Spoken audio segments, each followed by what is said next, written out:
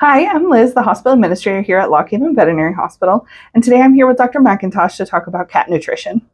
Dr. McIntosh, can my cat live on a vegetarian diet? No.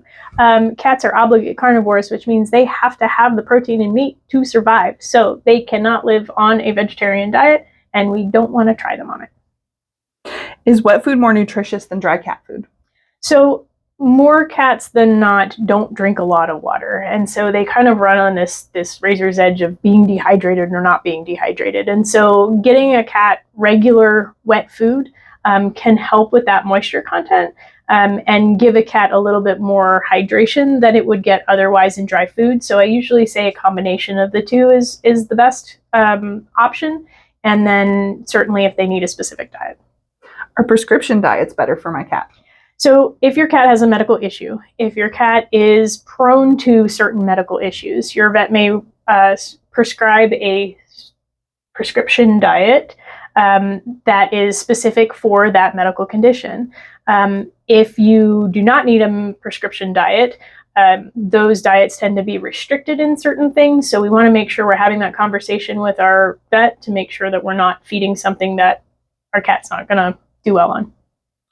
If my outdoor cat hunts, does that mean he's missing something in his diet? No, outdoor kitties, that's part of their daily life. Honestly, it's part of the daily life of indoor kitties too. They all need to hunt. That is a behavior, that predatory behavior is innate in them, and it is part of their natural, normal behaviors.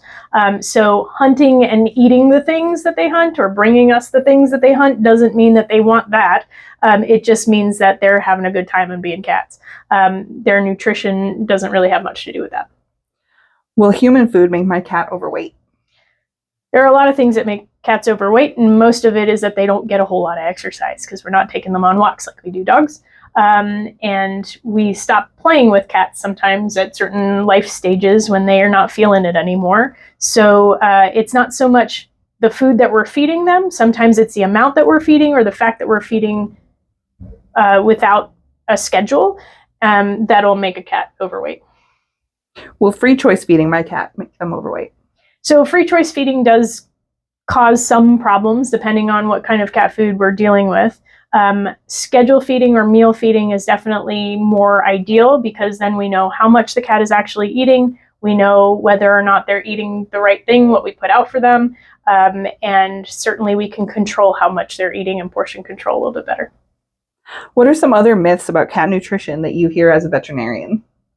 So there's a lot of things that we hear about cat nutrition. One of the bigger things is that cats can eat raw meat or they can survive off of things like a vegetarian diet, and they can't.